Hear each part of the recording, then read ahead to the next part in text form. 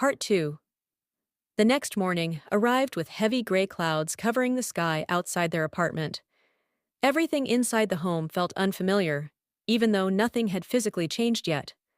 Patrick Mendez woke up early, unable to sleep longer than a few hours. The emotional conversation from the night before replayed repeatedly in his mind. For the first time, the possibility of divorce no longer felt distant or imaginary. It had become real.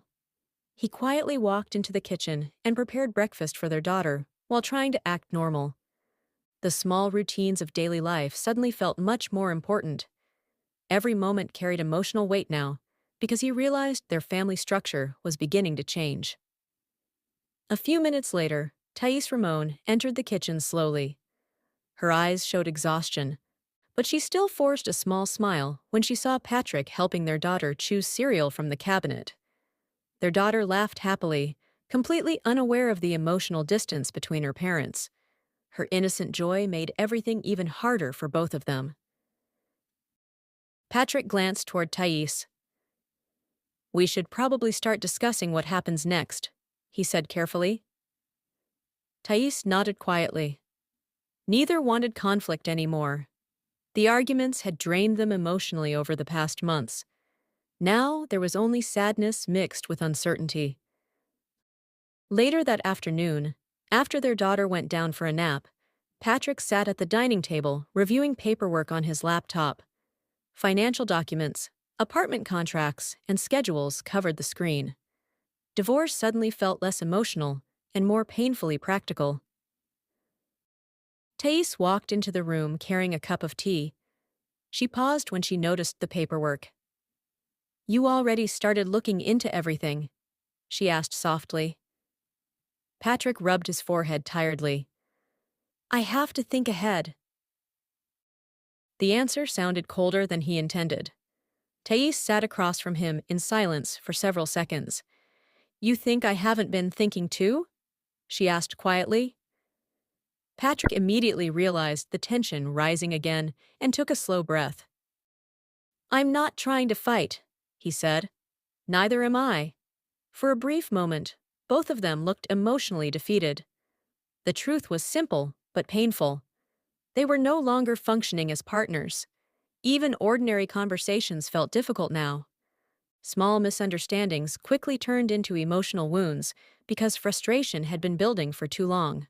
Over the following days, they tried creating a calmer environment inside the apartment for the sake of their daughter. They spoke politely, shared responsibilities, and avoided arguments whenever possible. But underneath the peaceful surface, both were struggling privately. Patrick began spending more time thinking about custody arrangements. The idea of not seeing his daughter every day terrified him. He had always imagined being deeply involved in every stage of her life: birthdays, school mornings, family vacations, bedtime stories. The thought of suddenly becoming a part-time presence felt unbearable. At the same time, Thais feared losing stability and emotional security. Moving far from her family in Brazil had already been difficult. Now she worried about building a future while navigating divorce in a country that still sometimes felt unfamiliar to her. One evening, Patrick visited his brother for advice. They sat outside on the patio as the sun slowly disappeared behind the neighborhood buildings. "You look exhausted," his brother said honestly. "I am." Patrick leaned back in the chair and stared quietly into the distance. "I never thought things would end like this." His brother listened carefully without interrupting. Patrick continued speaking after a long silence. "I'm scared about custody." "You love your daughter," his brother replied. "That's obvious. But what if loving her isn't enough?" The question hung heavily in the air. His brother reminded him that divorce often became emotionally complicated because both parents feared losing time with their child. But he also encouraged Patrick not to let fear control every decision.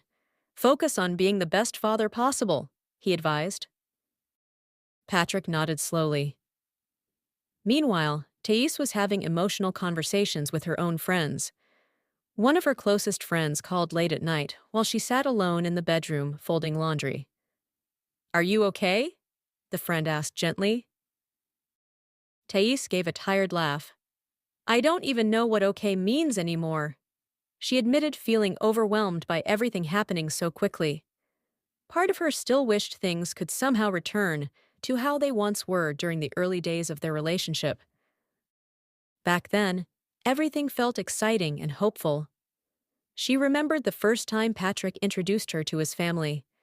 She remembered nervous smiles, long conversations, and dreams about building a happy future together. Those memories now felt bittersweet instead of comforting. What hurts the most, Thais whispered during the phone call, is realizing we stopped understanding each other. Her friend stayed quiet, allowing her to speak freely. Thais wiped tears from her face before continuing. We used to talk about everything. Now it feels like we became strangers, living in the same house. Across the apartment, Patrick sat in the living room, scrolling through old family videos on his phone. Videos of vacations, birthday parties, and playful moments filled the screen. One clip showed Thais laughing while holding their daughter near the beach during sunset. Watching it made Patrick's chest tighten emotionally. He missed that version of their family. But deep down, he also knew memories alone could not repair the damage between them. As the weeks continued, discussions about legal separation became more serious. Meetings were scheduled, documents were reviewed. Difficult conversations became unavoidable. One afternoon, Patrick carefully brought up the subject neither of them wanted to discuss directly. If this goes forward, he began slowly, we need to talk about custody arrangements. Thais immediately looked down. The room became silent. She's my daughter, too, Thais finally said quietly. I know.